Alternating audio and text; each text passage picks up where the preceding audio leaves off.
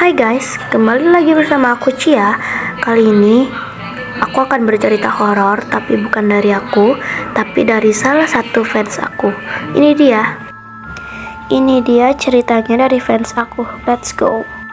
Cerita horor dimulai. Cerita horornya adalah aku tuh lagi ngaji. Nah kan ngajinya itu jam 5 sampai Isya.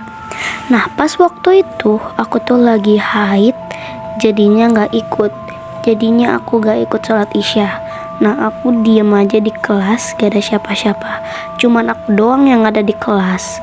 Gak tahu kenapa di belakang aku tuh hawanya dingin banget.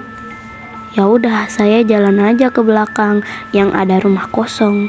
Gak tahu kenapa saya tertuju sama rumah itu, sampai saya melihat ada cewek lagi ngebunuh. Aku rasa kayaknya itu psikopat. Nah terus psikopat itu ngeliat aku, otomatis aku lari dan kesandung. Nah psikopat itu ngedeketin terus aku pelan-pelan. Untungnya si psikopat itu tuh kabur, gak tahu kenapa. Dan ternyata aku melihat psikopat itu tuh aku dibawa ke dunia lain, tapi untungnya bersama teman-teman aku. Aku tuh nyadar kalau ada suara teriakan kenceng banget di kelas tempat duduk aku. Aku kembali ke dunia aku sendiri dan diceritain sama Pak Ustadz. Ternyata yang bawa aku ke dunia lain itu adalah arwah yang dibunuh oleh psikopat tersebut. Kenapa dia bawa aku? Karena dia tidak suka kalau ada orang yang sendiri, apalagi sendiri di dekat rumah kosong bekas pembunuhan. Oke lah, sekarang saya kapok untuk sendiri di pengajian dan aku sudah pindah. Thank you for cerita horornya ya. Halo guys, jadi saya mau nyeritain pengalaman horor kalian part 1. Cerita pertama yang saya bacain ini dari Luna. Hai kak, hai juga, nama aku Luna. Aku mau cerita horor nih. Jadi bulan lalu aku tuh jam 3 atau jam 4 aku tuh kebangun. Gak tahu karena apa, dan pas aku bangun aku melihat ada orang pakai baju putih di depan pintu kamar mandi.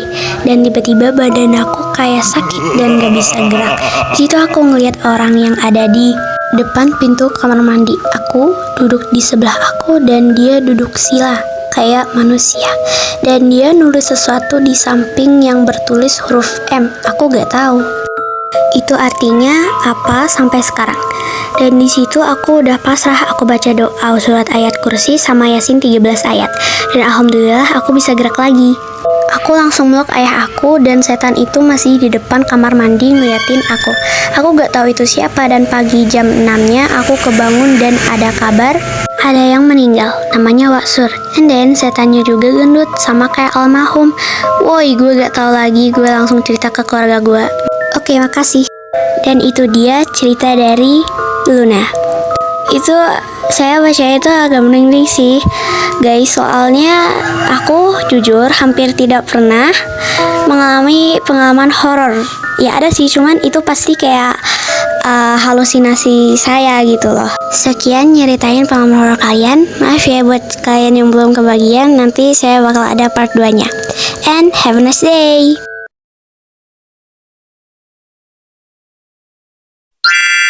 Halo friend, karena answering comment udah selesai, aku mau story time atau ceritain pengalaman horor dari kalian semua. Nah, kalau kalian punya cerita horor, silahkan komen di komentar, ntar aku ceritain. Nah, kalau kalian komen cerita horor kalian, jangan lupa dikasih nama ya, kalau itu cerita dari kalian, biar semuanya tuh tahu ntar yang aku ceritain ini namanya siapa. Oke, see you. Halo guys, jadi saya mau nyeritain pengalaman horor kalian part 2. Ini cerita yang kedua saya baca ini dari Alvira. Halo kak, halo juga, saya Alvira. Jadi waktu itu saya mimpi ada tragedi kecelakaan. Tapi gak tahu karena apa, soalnya udah lupa. Terus aku kebangun dan ngecek HP. Abis itu aku minum ke dapur karena lagi haus banget. Karena jarak dapur sama kamar aku cukup jauh, jadi aku lari deh. Dan kayak ada bayangan gitu yang tiba-tiba lewat. Di samping aku sih gak ambil pusing ya, karena posisinya aku agak ngantuk. Jadi mungkin itu halusinasiku aja. Terus pas aku minum, aku ngadep ke belakang and tiba-tiba ada mbak-mbak pakai baju putih, tapi gak lusuh, masih cantik gitu bajunya. Muka rata, kulitnya warna pucat, abu-abu gitu, lupa. Dia dadah-dadah gitu ke aku kayak mau bilang bahwa dia mau ninggalin dunia ini. Habis itu aku langsung lari dan main HP sampai subuh. Segitu aja kak, makasih. Oke, itu kalau saya di posisi itu ya, sumpah saya kayak gak bisa berkata-kata lagi, sumpah. Oh my god, itu serem banget, merinding banget. Ya well, segini dulu saya ceritain pengalaman horor tapi kalian semua. Bagi yang belum kebagian, tenang kok, bakal ada part 3-nya. And have a nice day.